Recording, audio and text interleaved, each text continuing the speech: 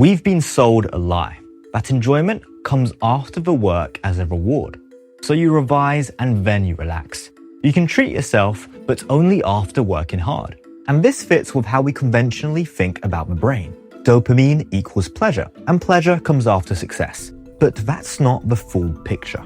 Dopamine doesn't only come after a reward, it also shows up before in anticipation. It's your brain's way of saying, that looks promising, let's chase it. What really triggers dopamine is something called reward prediction error, when the outcome is even better or more surprising than you expected.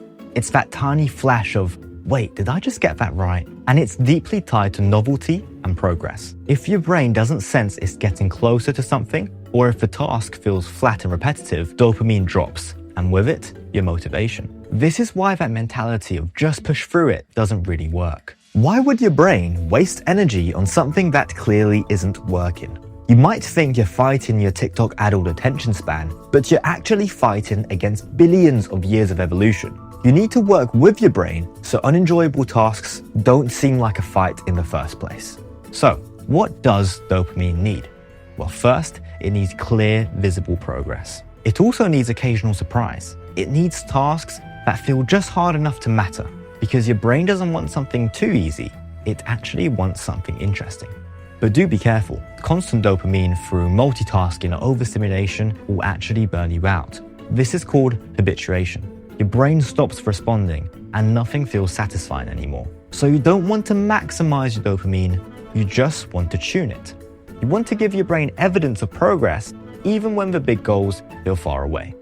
Micro goals are a really great way of doing this. This means breaking bigger tasks into smaller, winnable chunks. Finish biology revision doesn't really mean much to your brain, but saying write 3 flashcards on enzymes gives you a dopamine kick when you complete it.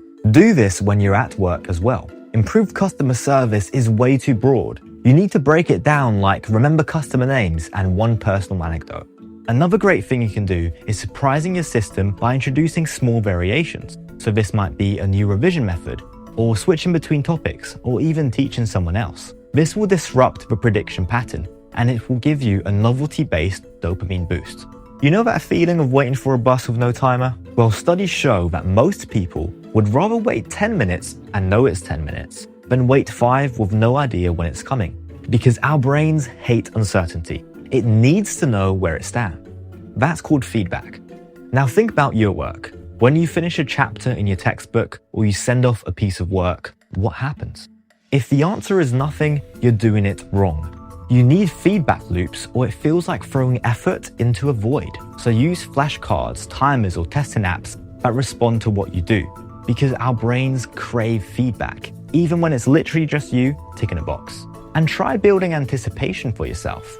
Before you start, ask yourself, what will feel really satisfying to complete? When you set your brain up to expect success, the dopamine will follow. And one of the easiest ways to make a task interesting and to actually feel like it's going somewhere is to bring it out of your head and into your hands. Because our brains didn't evolve to stare at words on a screen. It evolved to manipulate and shape and do things. That's why activities that feel like craft, like writing something out by hand or building a mind map, creates a stronger dopamine response than just passively reading or typing. The more real something feels, the more your brain believes the progress is also real. So even with academic tasks, try making the work less abstract.